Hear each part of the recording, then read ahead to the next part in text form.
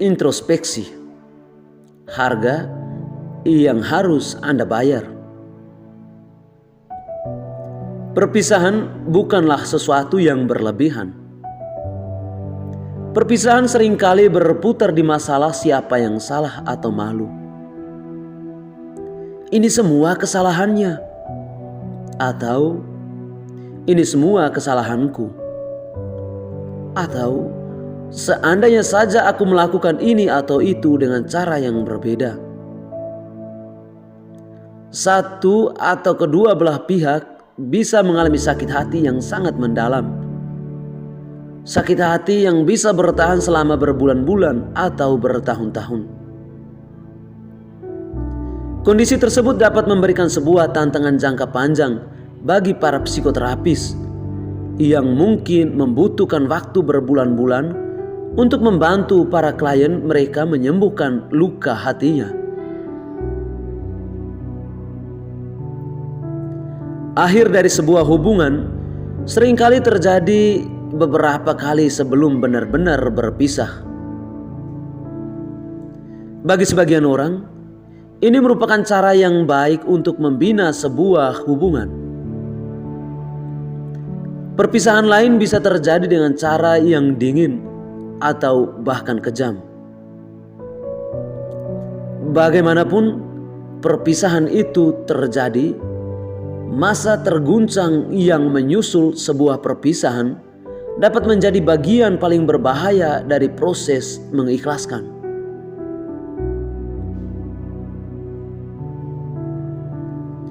Ini adalah masa ketika Anda ingin menyalahkan diri Anda atau mantan kekasih Anda. Anda akan berusaha untuk membayangkan apa yang akan terjadi seandainya Anda dapat memutar kembali waktu dan bersikap sedikit berbeda dalam hal ini atau itu.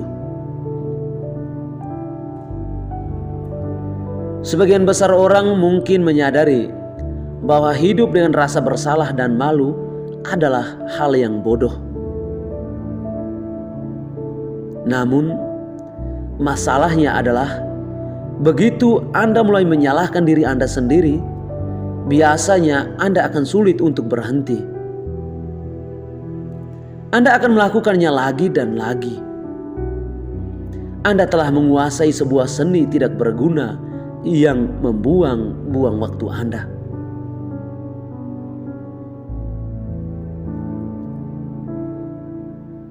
Rasanya, jika Anda terus memikirkan kembali hal yang sama, entah bagaimana semua sakit hati Anda akan hilang. Penganut Buddha mengucapkan mantra berulang-ulang untuk memfokuskan pikiran mereka pada kehampaan. Namun, jika penganut Buddha tersebut memikirkan kembali kegelisahannya berulang-ulang, kesedihannya juga akan semakin dalam. Sama seperti hama, semakin kita mendukung sakit hati kita, maka semakin lama sakit hati tersebut akan bertahan. Rasanya seperti melatih dialog untuk memerankan tokoh dalam sebuah sandiwara setelah tirai diturunkan pada pertunjukan terakhir. Mengapa harus susah-susah? Anda mungkin membenarkan peninjauan tiada akhir ini dengan mengatakan bahwa Anda ingin mengetahui apa sebenarnya yang salah. Apakah karena tidak dewasa atau bosan? Atau hanya karena tidak mau bertoleransi sehingga selalu menyebabkan kemarahan?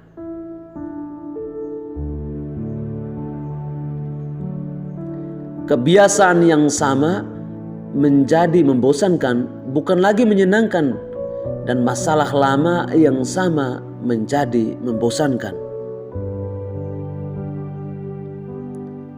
Bosan dan perselisihan merupakan tanda bahwa inilah saatnya untuk meninjau hubungan Anda secara mendasar.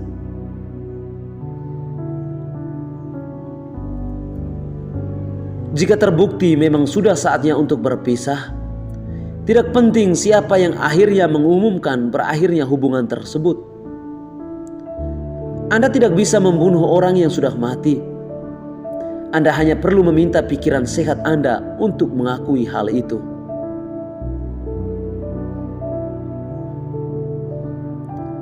Anda mungkin dihantui oleh perasaan bahwa Anda tidak pernah benar-benar mendengarkan atau memahami mantan Anda. Anda mungkin masih menginginkan mantan Anda agar mendengarkan pembelaan Anda. Anda mungkin ingin kembali ke kebiasaan lama Anda dan ingin mengulang serta menulis kembali sejarah. Itu semua wajar. Jika Anda benar-benar ingin mengambil telepon, adilah kepada diri Anda terlebih dahulu, yaitu dengan mengingat sebelumnya bahwa terus menjalankan hidup memang menyakitkan. Namun, pada saat yang sama, hal tersebut bisa sangat memperbaiki diri Anda. Setidaknya, Anda bisa memahami diri Anda sendiri dengan lebih baik. Berbagai pertimbangan ini akan dapat membantu mengingatkan Anda tentang mengapa Anda memutuskan bahwa inilah saatnya untuk melanjutkan hidup.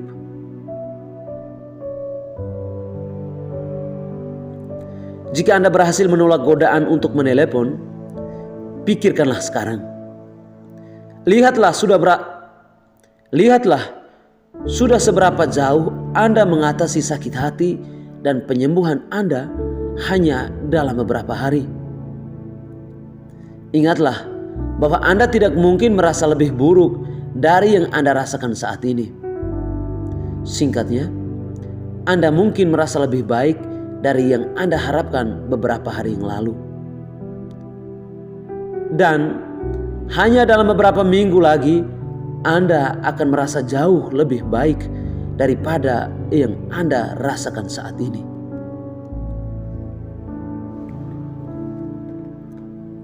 Tentu saja, Anda tidak sedang membayangkan sakit hati yang sekarang Anda rasakan.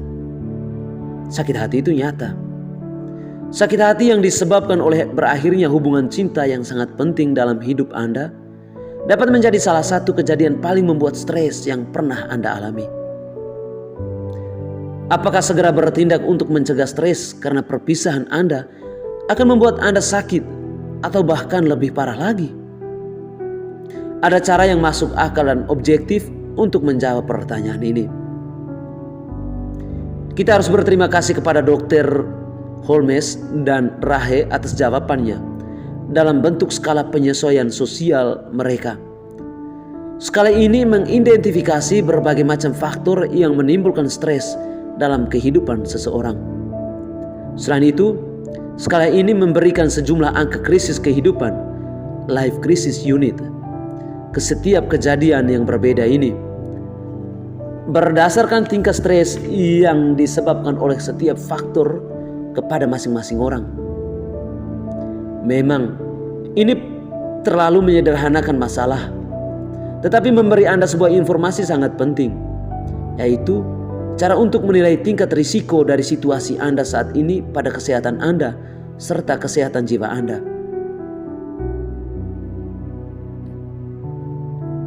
Berikut ini cara untuk menggunakan ide tersebut.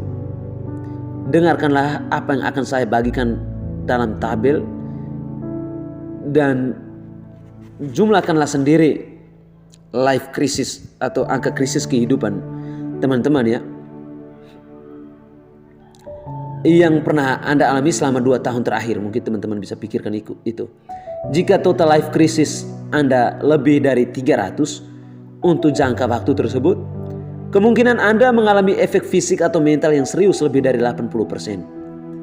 Jika rata-rata life crisis antara 200 hingga 300, kemungkinan Anda menderita sebuah penyakit sebesar 50%. Jika life crisis Anda antara 150 hingga 200, kemungkinan Anda menderita sebuah penyakit adalah 1:3.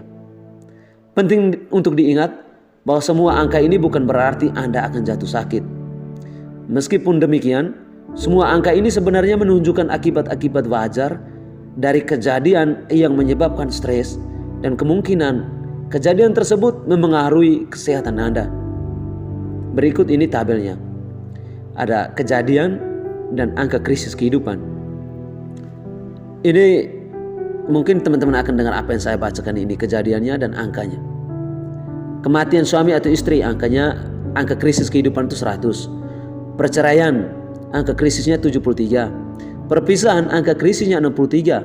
Hukuman penjara, angka krisisnya 63.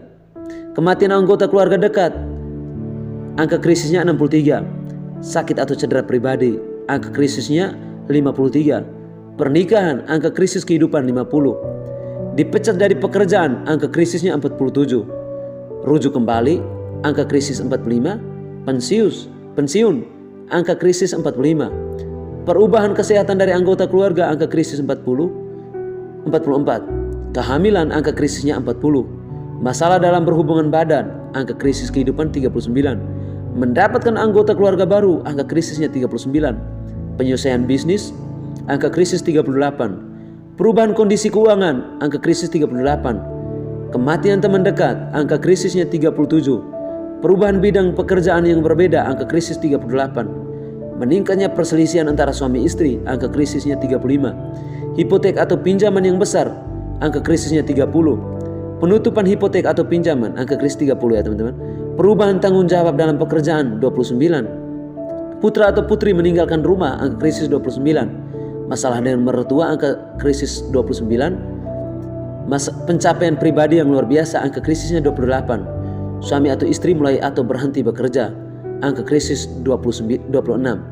Mulai atau keluar dari sekolah atau perguruan tinggi, angka krisis 26. Perubahan kondisi kehidupan, angka krisis 25. Perubahan kebiasaan pribadi, angka krisis 24. Masalah dengan pimpinan, angka krisis 23. Perubahan jam atau kondisi kerja, angka krisis 20. Perubahan tempat tinggal, angka krisisnya 20. Pindah sekolah atau perguruan tinggi, angka krisisnya 20. Perubahan pola rekreasi, angka krisisnya 19. Perubahan kegiatan ibadah, angka krisisnya 19. Perubahan kegiatan sosial, angka krisis kehidupan 18. Pinjaman atau hipotek yang rendah, angka krisis 17. Perubahan kebiasaan tidur, angka krisis 16. Perubahan banyaknya acara keluarga, angka krisis 15. Perubahan kebiasaan makan, angka krisis 15. Liburan, angka krisis 13. Hari raya, angka krisis 12. Pelanggaran hukum kecil, angka krisis 11. Hidup tanpa stres bisa membuat hidup Anda hambar. Tetapi terlalu banyak stres bisa membunuh Anda. Meskipun Anda muda dan sehat, tekanan dari terlalu banyak kejadian yang menyebabkan stres dapat menyebabkan Anda lari dari kenyataan dengan cara yang sangat berbahaya. Penggunaan obat-obatan atau alkohol yang berlebihan dapat memberikan risiko besar pada kesehatan dan kebahagiaan Anda. Lari seperti ini hanya akan sedikit meringankan berbagai tekanan yang Anda hadapi. Jika Anda mendapati diri Anda mendekati status berisiko tinggi pada alat pengukur stres angka krisis kehidupan, inilah saatnya Anda mengatur stres Anda dengan ketat. Tundalah berganti pekerjaan atau pindah, setidaknya untuk sementara. Biarkan kehidupan Anda berjalan dengan lancar sebelum Anda mengambil beberapa tantangan lagi. Dan pastikan untuk menjaga kesehatan sekuat tenaga Anda. Makanlah dengan benar dan berolahragalah. Hal yang paling penting, pahamilah bahwa akan selalu ada jalan untuk mengatasi berbagai perasaan sulit saat ini.